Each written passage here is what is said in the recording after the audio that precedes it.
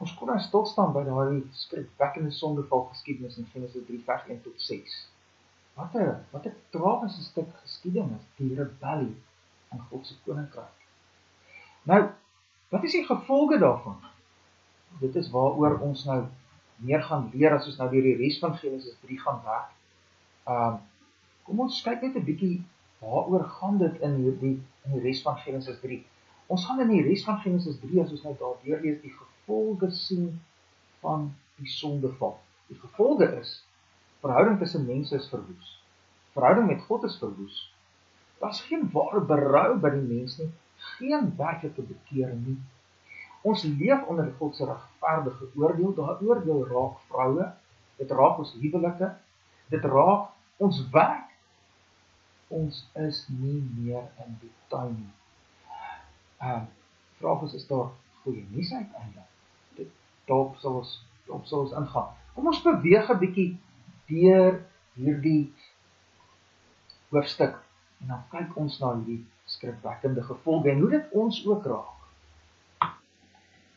In Genesis 3 vers 7 staan daar, toe gaan albei se oë oop. En dit is wat Satan in sy leuen beloof het. Hy het gesê, julle sal gewis nie sterf as julle van die boom eet nie, julle sal oë sal oopgaan nie, julle sal soos God wees, julle sal sien dat julle God is, julle sal julle innerlike potensiaal ontdek, dat julle eintlik soos God is, julle eie wetgewers self kan besluit hoe julle lewe die beste lewe gaan wees, los van God. Dis die ding. Julle gaan sien, dit gaan goed wees. Ek het Satan vir Eva gesê. Nou, hulle geote gaan toe oop, en toe sien hulle nie dit nie. Hulle word gewaar dat hulle kaal is. En hulle het vyeblare aan mekaar gewerk en vir hulle skorte gemaak. Wat 'n tragiese gemors. Nou, wat interessant is, in Genesis 2 vers 25 staan daar, en hulle was albei naak, die mens en sy vrou, kaal. Maar hulle het hulle nie geskaam nie. Nou daardie skaam, maar nie kaal nie, het net vertel, hierdie twee mense wat God gemaak het, was werklik in harmonie met mekaar. Daar was 'n werklike eenheid tussen mekaar. Hulle wou niks wegsteek van mekaar nie. Hulle het mekaar werklik geniet. Daar was hierdie wonderlike vertroue. Nou ewe skielik is kaal 'n probleem. Daar kom skaamte. Hulle begin leef met, wat dink die ander een van my? Die vertroue is weg, die eenheid is weg, die verhouding is stukke. Dis die eerste gevolg van die rebellie. Ons is toe nie soos God nie, ons verhouding is gebreek. Dis so tragies. Weet julle wat? Omdat ons in Adam is hierdie krisis ook ons krisis. Omdat Adam ons verteenwoordiger is, omdat ons soos takke in die Adamboom is, het hierdie krisis ook my en jou krisis geword. Mense, verhoudings tussen mense stikken. Ons leef heeltyd met, wat dink die ander ou van my? Ons vergelyk onsself die heeltyd met ander. Vertroue, onderlinge vertroue is nie meer wat dit moet wees nie. Daar is selfs vyandigheid. Goeters, die vyandigheid word so erg dat ons oorlog maak met mekaar. Verhoudings tussen mense stikken. Dis die eerste gevolg van die rebellie in die koninkryk van God. Dan, die volgende een is, dat die verhouding met God ook gebroken is. En hulle het die stem van die Here God gehoor. Ja, hulle is nou daar in hulle vyeblaarklere, tragies, dan hoor hulle die stem van God, terwyl hy wandel in die tuin in die aand. Nou, daai wandel is hier 'n belangrike woord, want wandel het in die Bybel die betekenis van belewing van verhouding. As Noag met God wandel, of Henog in hoofstuk 5 met Genesis met God wandel, Abraham wandel met God, dan sê dit, daar is 'n verhouding met God. En God het in die aand, die laatmiddag behoorlik, is dit sy kuiertyd, sy spesialiteit met die mens, met die man en vrou, en wie hy met die wonderlike vader-kind verhouding is. En God kom om te beleef. Maar wat gebeur? En die mens en sy vrou het hulle verberg vir die aangesig van die Here God tussen die bome van die tuin. Hulle kruip nou weg. Wat 'n dom ding om te doen. Dit kan nooit vir God wegkruip nie. En tog doen hulle dit, want die verhouding is stukke. Vers 9 sê, toe roep die Here God na die mens en sê vir hom, waar is jy?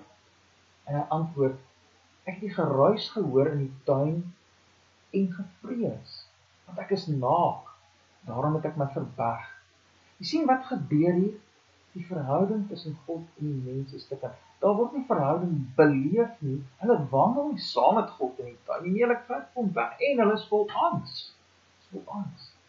Weet julle, in Adam is hierdie krisis ook ons krisis. Ons word gebore buite 'n verhouding met God. Ons het nie vrede met God. Ons leef van nature eintlik in angs vir God.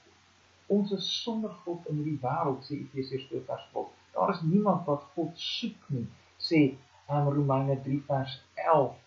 Efesiërs 2 vers 3 sê, ons is van nature kinders van toorn, ons staan onder God se oordeel. Dis hoe ons van nature is, omdat ons in Adam is. Gebroke verhoudings met mekaar, stikkende verhouding met God, dit is nie daar nie, ons leef eintlik in angs vir God.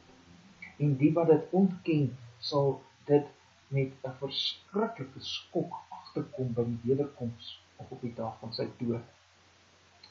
Dan sal jy die angs vir God beleef.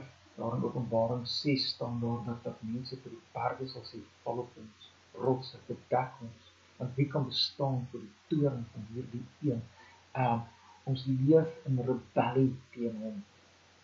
En is 'n rebellie wat nie gaan werk nie, jy kan nie God nie dien nie, dit bring angs. Daar's nog iets. Terwyl Adam in die angs is daar nie baie ware berou nie. Die volgende ding.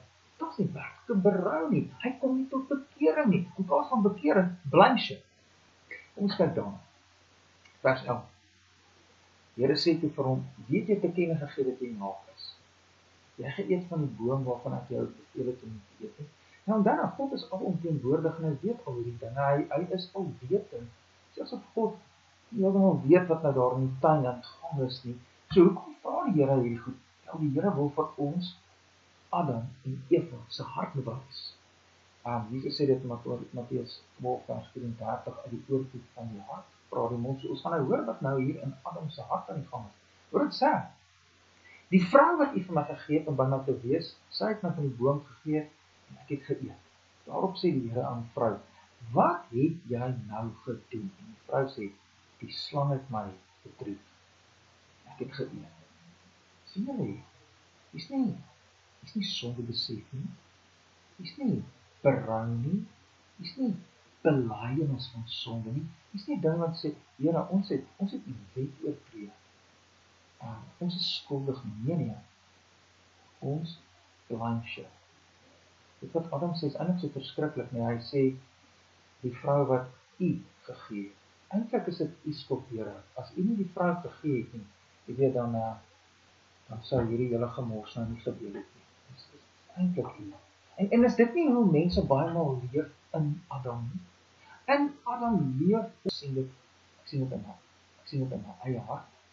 Ek sien dit in my eie huisgesin, tussen my kinders. Ek sien dit hier in die straat van Graafrenet. In plaas van om verantwoordelikheid te vat, blame shift ons. In Adam word dit ons bestaanswyse. Ons verhouding met mekaar is stukkend, vers 7. Ons verhouding met God is stukkend, vers 8 tot 10. In plaas van regte bekering en berou, is daar blame shifting. So skip backing. En dan leef ons onder God se oordeel. En dit sien ons veral van vers 16 af tot vers 24. Ons gaan vers 14 praat en slang praat en Satan in die slang en ons kry ook daar die eerste evangelie aankondig. So wonderlik binne hierdie gemors evangelie. Ons gaan nou daarby kom. Kom ons gaan eers na vers 16 tot 24 toe.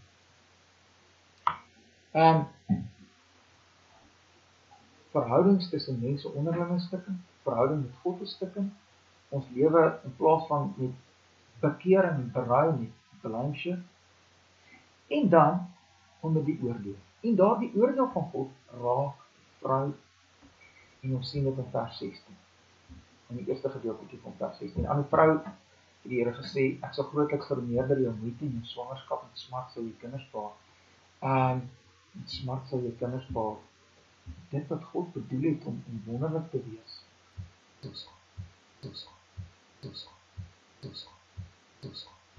Kinders kry, gaan nie ophou nie, en in sigself is dit ook 'n stuk genade, en ons sal dit net nog sien.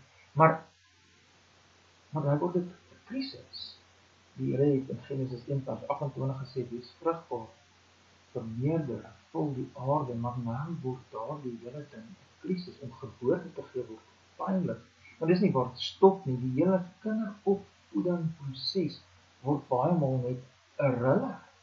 Dink maar aan Adam en Eva se eerste twee seuns, Kain en Abel. Die ouer broer maak die jonger een dood. Wat 'n ontsettende smart moes dit nie net vir Eva gewees het nie, vir Adam, om kinders te hê, word ewe skielik 'n krisis. Gevolg van sondevol, deel van die oordeel. En dan vers 16b sê, en na jou man sal jou begeerte wees en jy sal oor hom heers. Nou, begeerte en heers het hier in Genesis 3 en veral Genesis 4, wel eintlik maar Genesis 3 en 4 in negatiewe betekenis. Jy sien dit in Genesis 4 vers 7, dink ek. Net gou hier kyk in my Bybel. Gaan nie nou daarop ingaan nie, so daarby kom dit nog raak sien ook, ja, Genesis 4 vers 7. Die begeerte en heers het 'n negatiewe betekenis, en dan gaan dit hier oor 'n begeerte na haar man se posisie. Die man, die liefdevolle leier in die huwelik, maar nou sit die vrou daai leiersposisie. En die man, hy heers, en dan is dit 'n aaklige, lelike, onderdrukkende heers. En in Adam word dit die geskiedenis van die wêreldse huwelikskonflik begin.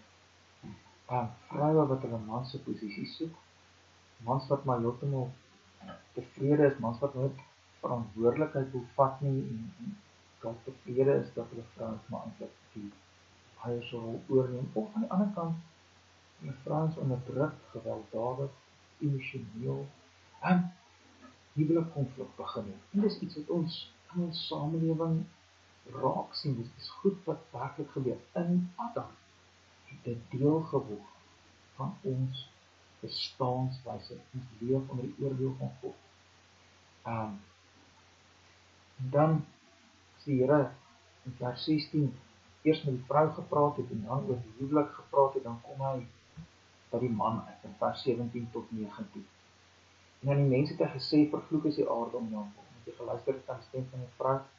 Vervloek is die aarde om jou vol, moeite sal jy daarvan eet al die dae van die lewe, ook sal dit vir jou dorings en distels voortbring, en jy sal die plante van die veld eet, en die sweet van jou aangesig sal jy brood eet, totdat jy terugkeer na die aarde, want daaruit is jy geneem, om stof is jy, en tot stof sal jy terugkeer. Skrikwekkend. Die aarde word vervloek. Die aarde is nie meer die goeie aarde wat God aan die einde van die 6de skepingsdag afgehandel het nie. Die aarde is nou vervloek. Hier is krisis in hierdie wêreld. By dit ons werk word 'n probleem. Dis vol moeite. Daar's dorings en distels. Daar is sweet. En eindig alles in die graf. Hoe te vergeet? Dis behoorlik wat die Here hier sê, jy gaan jou lewe lank hard werk en doodgaan. Jy gaan jou vrek werk, doodwerk. Dis skrikwekkend, dis die resep vir neerslagtigheid, nee, waar stop alles? By dood. Dis wat die Here natuurlik gesê het, nee. Die dag as jy van eet, sal jy seker wat sterwe. En dan gebeur dit gebeur. Adam en Eva leef met daai geestelike dood wat ons geleer het. En in daai geestelike dood beteken dit hulle leef met die leuen van Satan, en ons in Adam leef met daai leuen van Satan. En wat is die gevolge daarvan? Wel, verhoudings, gebroke verhoudings, geen verhouding met God nie, in plaas van bekeer en blame shifting, gebroke huwelike, kinderopvoeding wat 'n gemors is, die wêreld is vervloek, werk word 'n thriller, en dan eindig dit by fisiese dood. En daarna, wel, dood in die hel. En dan, die einde van Genesis 3 sê, ons is nie meer in die tuin. Toe sê die Here God, nou die mens geword soos een van ons deur goed en kwaad te kies. As hy nou maar net nie sy hand uitsteek en ook van die boom van die lewe neem en eet en lewe in ewigheid nie. Toe stuur die Here God hom weg uit die tuin van Eden om die grond te bewerk waaruit hy geneem is. So het hy dan die mens weggedrywe en Gerubs aan die ooste kant van die tuin van Eden laat woon en die swaard, vlam en flikker om die toegang tot die boom van die lewe te bewaak. Ons gaan 'n bietjie in dit wat die Here hier sê. Nou die mens geword soos een van ons, ons is Vader, Seun en Heilige Gees. En nou bedoel die Here nie hier dat die mens werklik God geword het nie, want die mens het nie. Dit was die leuen van Satan, en ons het, as ons deur Genesis 3 lees, soos wat ons nou gedoen het, kom ons beslis agter dat die mens nie God geword het nie. So wat bedoel God hier as hy sê, nou het die mens soos een van ons geword? Wel, hy praat oor die mens soos die mens eintlik in sy sondegevalle toestand oor homself praat. Hy praat oor die mens wat leef met die leuen van Satan van ek wil my eie God wees en ek wil self besluit wat reg en verkeerd is. Nou so mens het nie reg op die boom van die lewe. Dus hoekom die Here die mens uitban. Die boom van die lewe was 'n teken wat gesê het, God gee jou lewe in 'n regte verhouding met God, in 'n vader-kind verhouding met God, in afhanklikheid van God, in vertroue op God. Maar die mens het nou gekies om weg te loop uit daardie verhouding. Die mens het nou gekies om te begin leef met die leuen van Satan. En daardie mens het nie reg op die boom van die lewe nie. En dan ban God die mens uit die tuin. En ons in Adam is nou saam met Adam buite die tuin. Die wêreldse geskiedenis van Genesis 3 vers 24 af is 'n geskiedenis in Adam buite die tuin. Waar is daar evangelie? Is daar goeie nuus in hierdie tragiese storie? Wel ja, in Genesis 3 vers 14 en 15 is daar evangelie, en dit is net so wonderlik dat die Here eintlik die evangelie gee voordat hy die mens uit die tuin ban. Die mens word uit die tuin geban met hoop. Daar's hoop. Ons God is goed. Ons God is genadig. Ons God is 'n God van liefde, wat uitreik na sondaars, wat dit glad nie verdien. Nou daaroor gaan ons meer leer in ons volgende stuk.